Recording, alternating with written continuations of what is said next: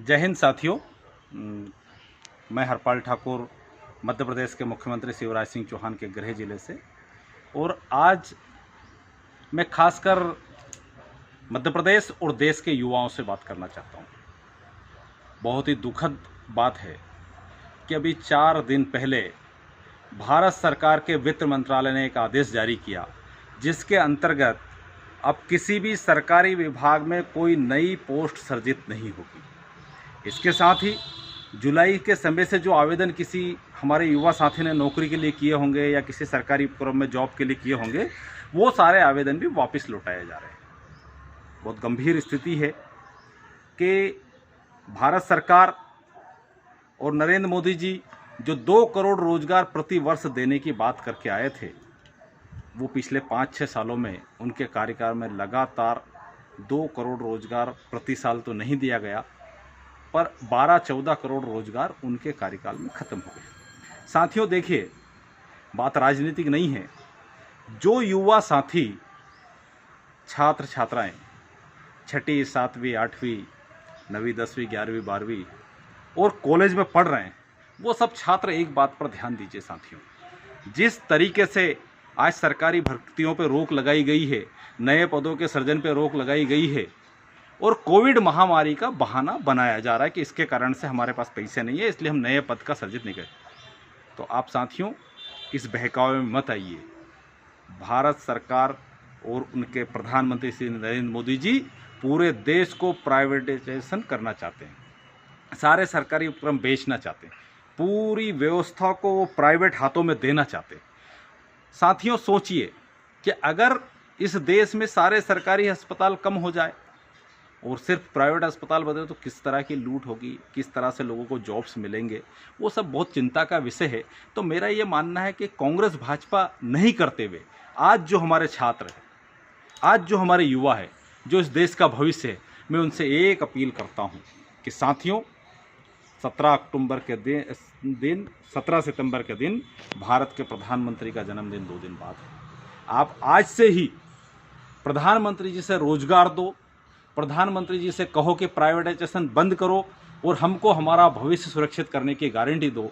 इस तरह की पोस्टें अपने सोशल मीडिया के ऊपर, अपने व्हाट्सएप के ऊपर, फेसबुक के ऊपर, इंस्टाग्राम के ऊपर, यूट्यूब के ऊपर, वो सब लिखी हुई पोस्टें और वीडियो बना बना के डालिए।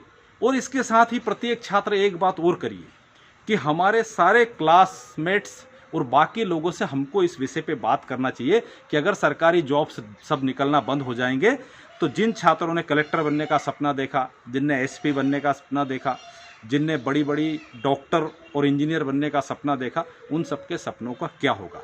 तो इसलिए मेरा एक विशेष निवेदन है साथियों कि आज अगर आप लोग नहीं बोलोगे, आप कांग्रेस के लिए मत बोलिए, आप भाजपा के लिए मत बोलिए, आप धर्म के लिए मत बोलिए, पर आप अपने भविष्य के लिए, अपनी नौकरी के लिए सुरक्षित हाथों में पाने के लिए निश्चित तौर से बोलिए कि जो सरकार रोजगार नहीं दे सकती, यदि वो रोजगार देने में और सरकारी नौकरियों में भर्ती बंद करेगी तो हम उस सरकार के खिलाफ इनकलाब करेंगे और खड़े होंगे। तो ये आप सब लोगों का दायित्व बनता है, नहीं तो आपका सबका भविष्य अंधकार हो जाएगा। और अगर भारत की युवा शक्ति का भविष्य अंधकारमय हो जाएगा तो देश का भविष्य तो बर्बाद हो जाएगा, हम वापस गुलामी की तरफ चले जाएंगे। इसलिए आपके हाथ में है, आप अपने हक के पक्ष में खड़े होइए और रोजगार मांगिए।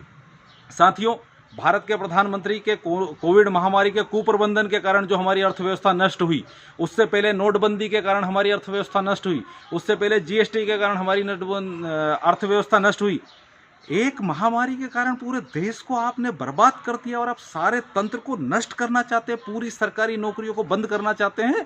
ये क्या कर रहे हैं? जब 1947 में हमारा देश आज़ाद हुआ, हमारे पास कोई संसाधन नहीं थे, तब पंडित जवाहरलाल नेहरू ने इस देश को बनाया, सरकारी उपक्रम बनाए, आप फायदे वाले उपक्रम में बेच रहे हो। उसके बाद लाल बहादुर शास्त्री जी ने, फिर इंदिरा जी ने। आप सोचिए साथियों, क्या महामारी आज पहली बार हुई है? उसके पहले कितनी महामारियां होती थी? चेचक, काली खांसी, टीबी, पोलियो, इनकी सबकी हमने दवाइयाँ बनाई, वैक्सीन्स बनाई और देश को सुरक्षित हाथों में दिया। तो अपनी नाकामी छुपाने के लिए आप देश के युवाओं का भविष्य बर्बाद मत कीजिए। हम सबको उन टीवी चैनलों का बहिष्कार करना चाहिए जो दिन भर कंगना, रिया और इन मुद्दों पे बहस करते हैं। जो चैनल युवाओं के रोजगार पे बात करे, जो चैनल किसानों के भविष्य पे बात करे, जो चैनल देश की सुरक्षा पे बात करे, हम सिर्फ वही चैनल देखेंगे। ये गोदी मीडिया के भांडगिरी करने वाले चैनलों का भी हमको बहिष्कार करना चाहिए। जो युवाओं के रोजगार पे बात नहीं कर सकता, जो किसानों के भविष्य पे बात नहीं कर सकता, उसके ऊपर हमको निश्चित तौर से देखना बंद करना चाहिए। और मैं तो एक बार फिर मध्य प्रदेश के, सीहोर जिले के और भारत के सभी युवाओं से अपील करता हूं कि आप कम से कम 1-2 लोगों से रोजगार के मुद्दे पे सरकारी नाकामी की बात कीजिए और अपने आसपास पड़ोस वालों से बात कीजिए। व्हाट्सएप पे लिखिए, सोशल मीडिया में फेसबुक पे लिखिए, इंस्टाग्राम पे लिखिए, यूट्यूब पे बोलिए, तो निश्चित तौर से आपकी आवाज़ उठेगी और एक इंकलाब उठेगा और भारत से सरकार जागेगी और आप सबका भविष्य बनेगा, तो भारत का भविष्य बनेगा। जय हिंद, जय भारत।